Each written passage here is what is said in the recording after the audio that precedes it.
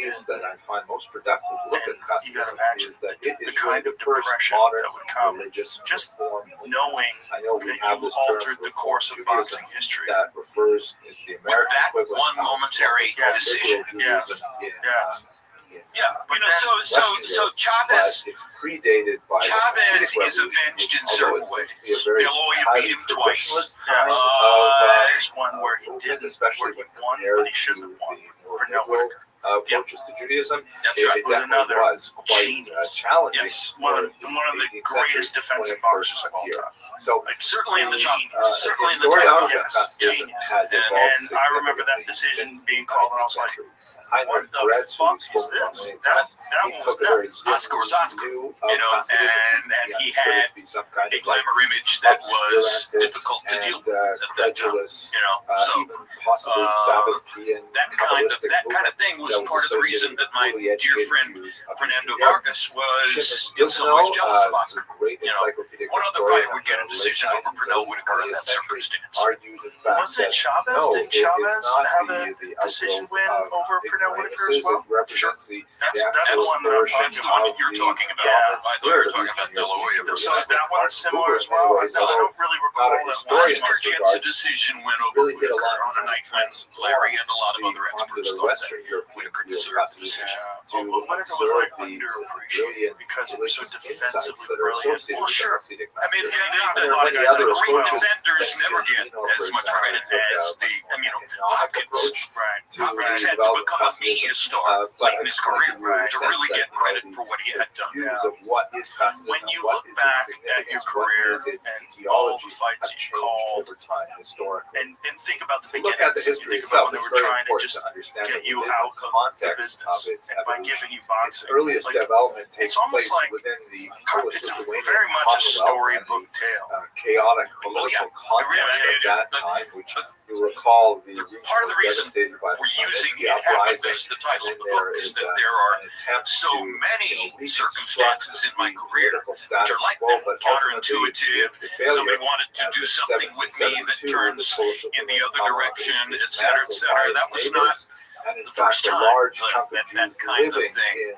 this had area happened to will me. be swallowed up You know, by my whole Tsarina career Catherine begins when I II, win also a known as talent hunt Catherine in the Great, 1974 who to suddenly become one of finds the first herself people ever to the stand on the owner of sideline the of a college largest football Jewish game population with a in camera the world. and a microphone. Russia, How does prior it- what is to the talent? her How does that work? acquisitions in the West, So first of all, was this actually emerges United from the Free Munich Massacre, Jews, all right? because they had This been emerges banned from in 1479, and all of a 9, sudden, 10, 11 Catherine days II of said, "Oh my gosh, I captivity, have all these of the tens of American perhaps athletes, hundreds of excuse me, the thousands of Israeli Jews living athletes within Russia." by One Black of the ways she September dealt with terrorists this was in by Munich. establishing And during something that called period of the Pale time, of Settlement, ABC is, of which course, is kind of the a strange English term, but broadcast basically means the organizer region of for settlement the where United Jews States. were allowed And during that to live. time, It had two some reporters, changes to the Howard borderlands. Cosell and Peter Certain Jennings, areas like are Kiev pushing the were actually control off room. limits for How some can we time, get even though they were in the more interior of the Pale information? settlement. How can we get And sound out exceptional of the Jews dorm like room? really How can we talented get medical pictures from doctors some or adjoining very, very building through the successful windows, et businessmen cetera, et cetera? could get permission And to live in in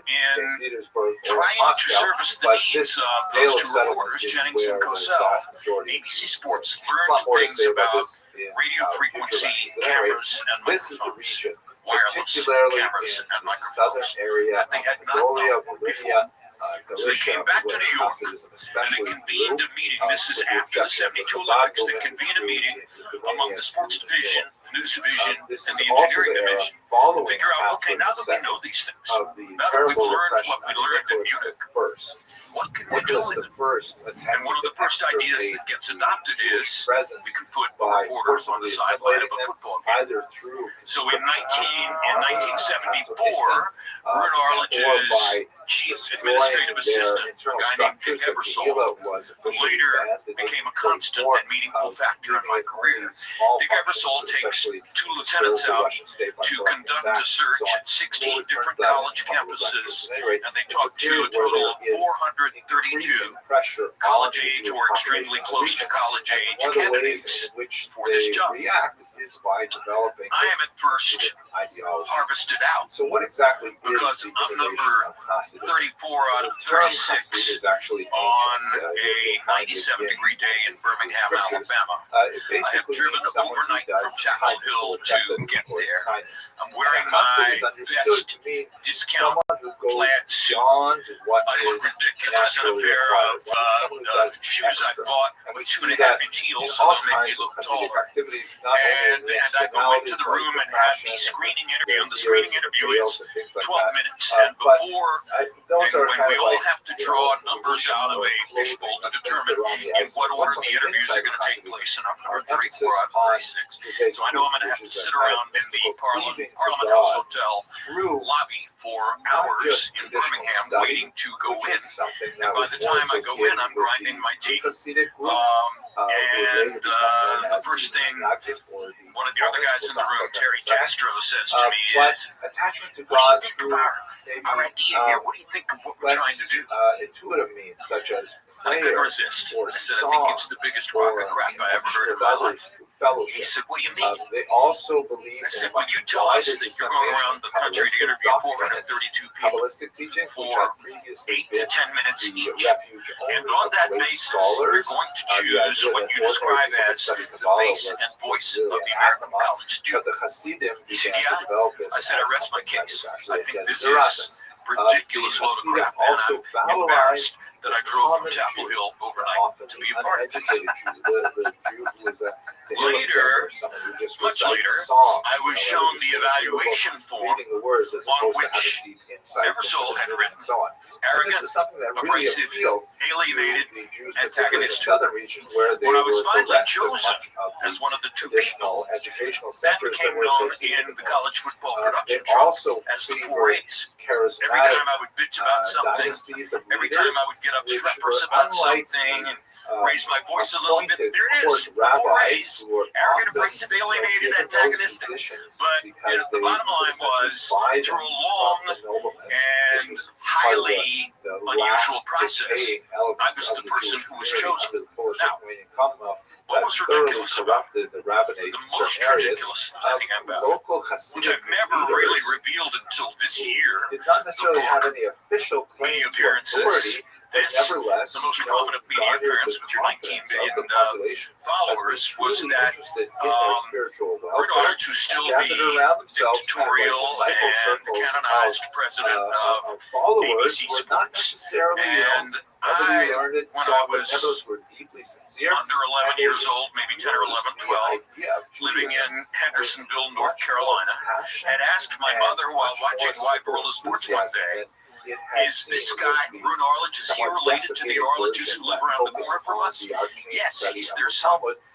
So I grew up around the corner from Arledge's parents. I caddied for both his mother and father at the Hendersonville Golf and Country Club.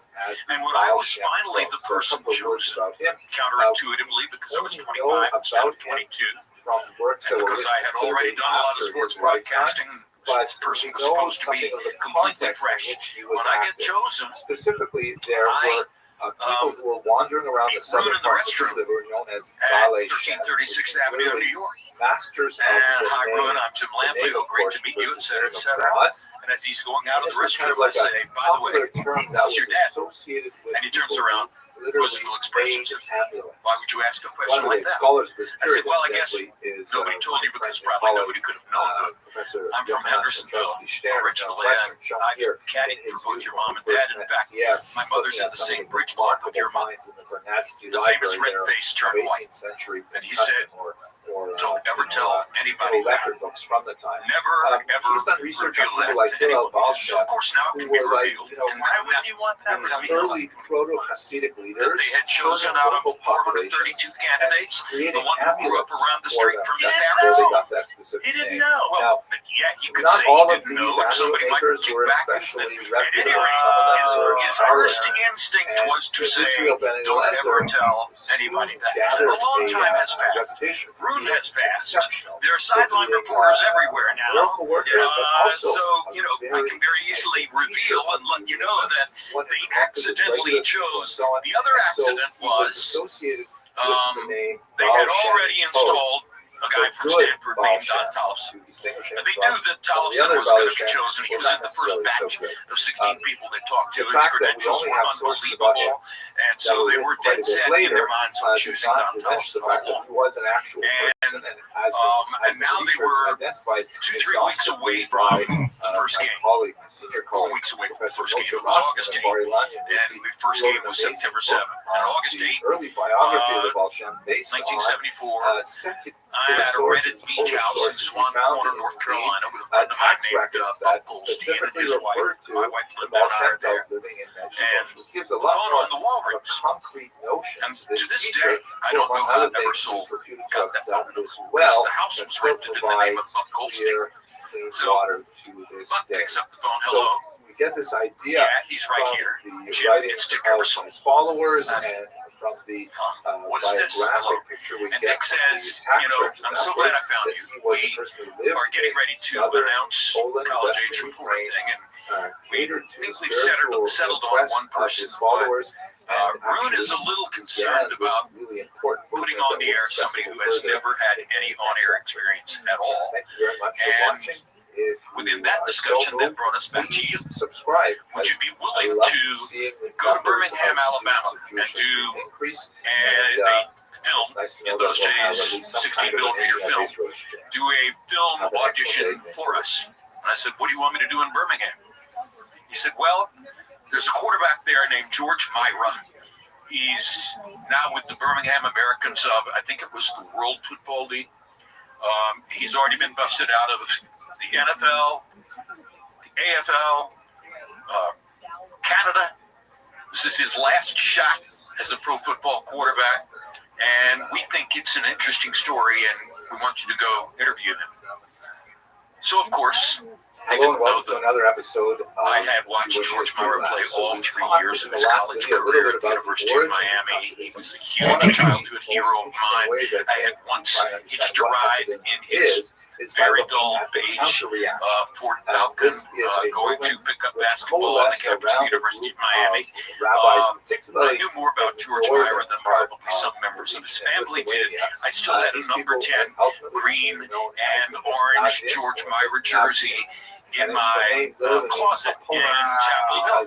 So they think they're putting me on the spot there to send me to interview George Myra, and I'm going to have to do a quick research job with no web in those days to find out what I need to ask this guy. And I know more about George Myra than people understand. So I go down to Birmingham, I'm laughing about it. I do the interview, I go through all these things in his college career and stuff like that, his 49ers experience, and send the film off to New York.